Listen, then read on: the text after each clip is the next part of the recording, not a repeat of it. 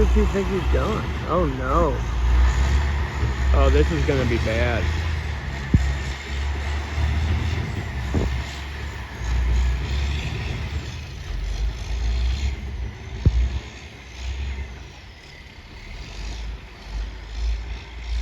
And he's officially stuck.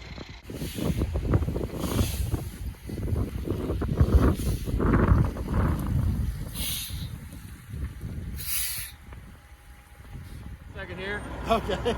Did you think you were going to encounter these type of conditions? It kind of, like you said, it came quick, you know. Yeah. Yeah. How do you handle a big 18-wheeler like this in the snow? You just do the best you can. There ain't nobody perfect, you know. We all do the best we can. That's all I can say. Cool.